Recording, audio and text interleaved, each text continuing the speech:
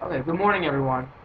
Today we're going to start with an intro to the Progressive Era, which really lasts from 1890 to 1920 in American history.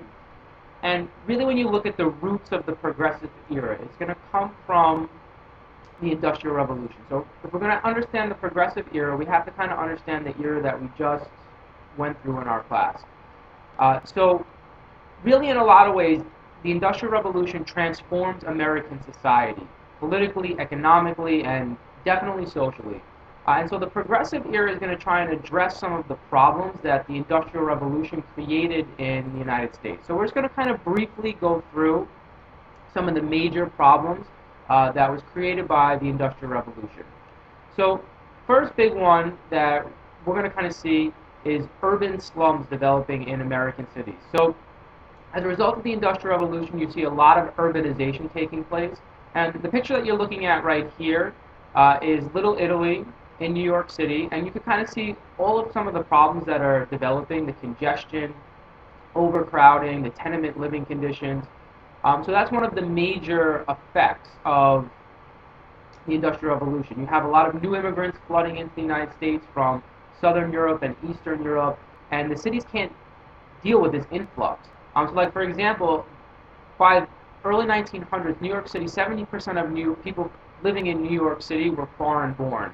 And so you're dealing with a tremendous strain on the infrastructure of cities, and it causes a lot of problems, sanitation problems, living condition problems, um, schooling problems of all different sorts within American cities.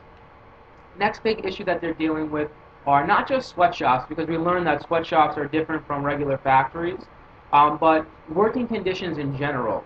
The average worker in America is working at least a 10-hour day. You have rampant child labor, abuse of workers, abuse of children, abuse of women, tons of industrial deaths. You had about 500,000 injuries on the job in the United States at this time. Somewhere in the range of about 35,000 deaths every single year. So we had the worst statistics in the world at the time.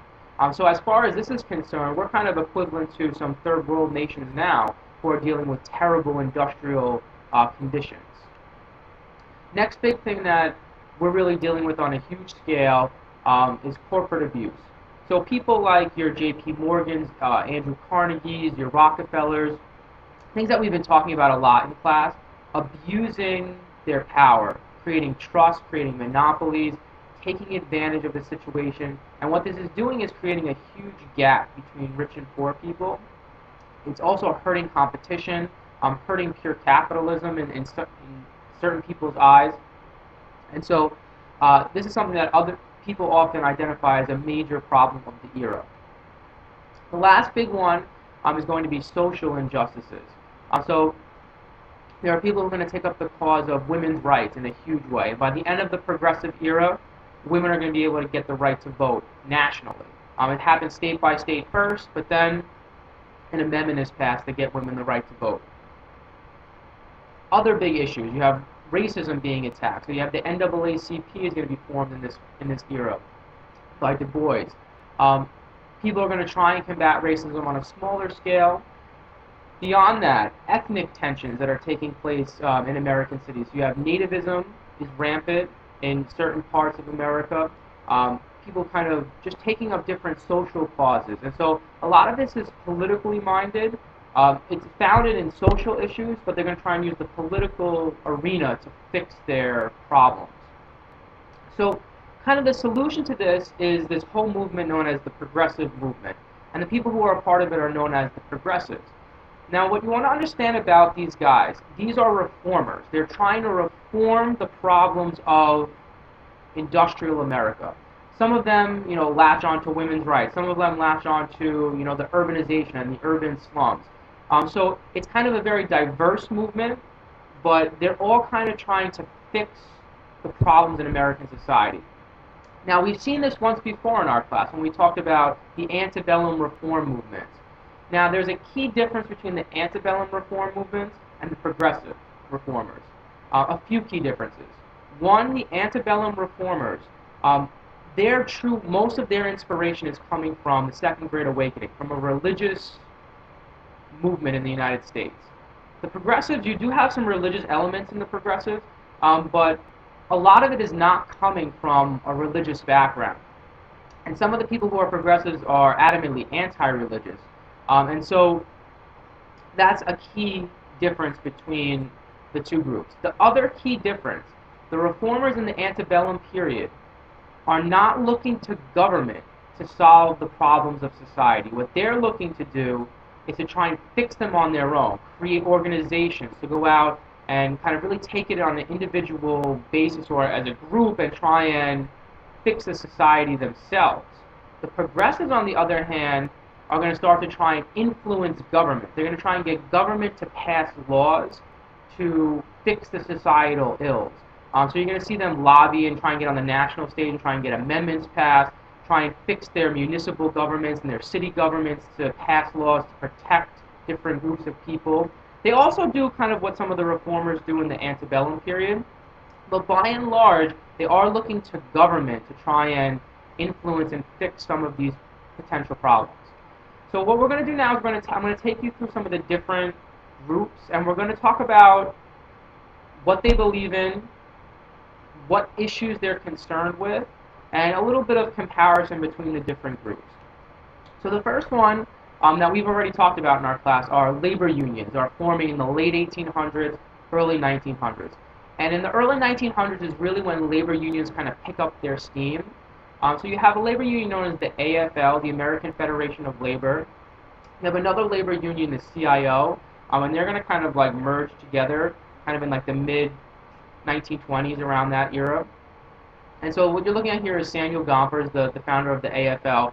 But labor unions and unionization of workers really catches on in the early 1900s and into the 1920s. And by the 1950s, most Americans are a part of some form of a labor union in there, especially if they have an industrial job. And what they're going to try and do is fight for workers' rights, because workers are being really taken advantage of as far as pay, treatment, injuries on the job, overall standing in the workforce. And they're going to try and unite people. So their big issue, of course, is factory conditions and labor conditions. And they're going to be kind of a big element in trying to reform society during the Progressive Era. Okay, your next big group that you're going to see come out here is the Muckrakers.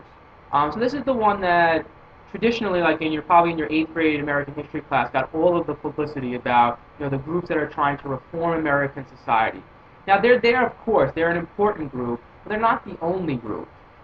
So the Muckrakers, their whole thing here is they're trying to expose the problems of the Progressive Era to the larger public and create understanding of the issues so that the people can put pressure on government to try and fix these problems. So they might write expose books, or they might take photographs to try and influence these different things. So this cartoon, I think, is kind of ironic because you have Teddy Roosevelt here, who we will talk about in this chapter, and he gets kind of he becomes a part of trying to fix the meatpacking industry, and they're trying to portray him here as a muckraker, when in reality Teddy Roosevelt really looked at the muckrakers as radicals, and a lot of Americans did.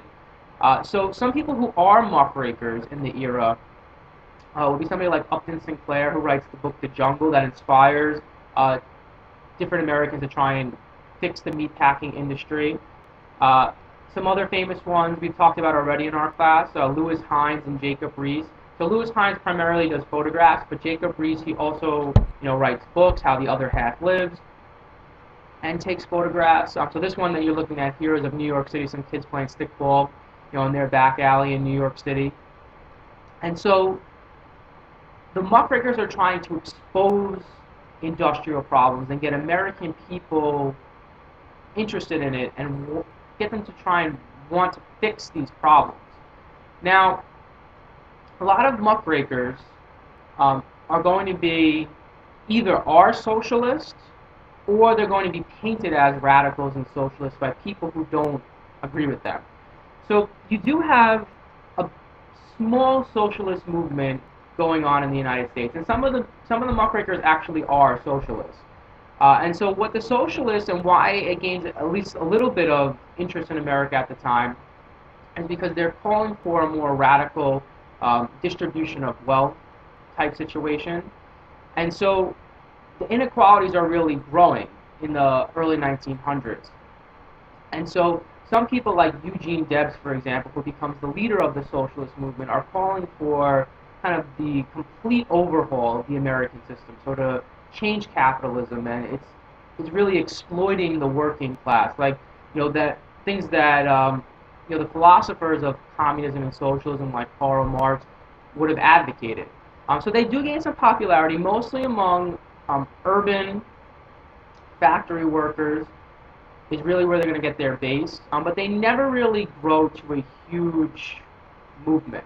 But they do influence the Progressive Era. So some of the more liberal ideas that you see in the Progressive Era are going to kind of have their foundation in some socialist thought. And like I said, some muckrakers and some of the other progressives are socialists.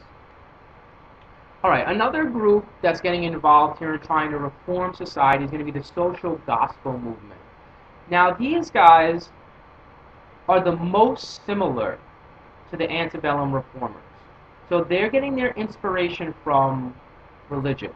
And basically their idea here is that, just like the antebellum reformers, that if you bring religion back into society, one of the biggest problems that they see with the Industrial Revolution is that it's taking people away from religion. It's taking people away from their communities. And what they want to do is kind of infuse religion back into an industrial society. And they think that's going to improve the morals of people and kind of improve the people that are living here. So we're going to talk about this a little bit on Monday, but you have people like Jane Addams who create something called the Hull House, and they're kind of almost like community centers where you can get all different types of services, like health care and schooling for children. So the social gospel movement is really going to focus on a lot of ethnic immigrant neighborhoods. And so one of the interesting elements of this is kind of how do they perceive these immigrant groups. Yes, they're coming to help them out, but in some ways they also look down upon them as almost being the cause of why they're living in poor conditions, instead of saying that they're just kind of a product of the environment. Sometimes they blame or kind of attribute some of the problems to the immigrants themselves. So it's not just the social gospelers that do that. It's a lot of the other progressives also do similar things. All right, the last group that we're going to talk about are these people that believe in the gospel of efficiency. So this is kind of the complete opposite of, say, like the social gospelers. What they want here is the way to fix the problems of society is actually to almost become more industrial in a sense. And what I mean by that is some of the things that made people successful in the Industrial Revolution is preaching efficiency and preaching the best approach to solving problems. So like when we talked about scientific management and tailorization in class, finding the best way to complete a task and then replicating it. Somebody like Teddy Roosevelt who did believe in this, they believe that that's the way to solve the problems of society, is to kind of find a solution, use scientific data to analyze it. So for example, let's say like agriculture. And the United States maybe is not producing as much food as they should. What they want to do is try and analyze it scientifically, figure out the best methods for producing a certain crop, and then you replicate that. And that'll kind of improve America's efficiency and kind of help problems, maybe help starvation. And so they want to try and apply this whole idea of scientific management that grew out of the Industrial Revolution to all elements in American society: government, agriculture, social life. And that's kind of their solution to the problem. So hopefully what you kind of get out of this screencast is that the Progressive Era is kind of diverse in their beliefs about the Industrial Revolution. All of them see problems in the Industrial Revolution, but the way they go about wanting to solve it is different. So it's not one unified movement. It's several different groups trying to influence it, all coming from different directions. But they have the same goals in mind, and most of them kind of see government as a way to fix the problems. All right, I'll see you guys on Monday. Have a good rest of the weekend.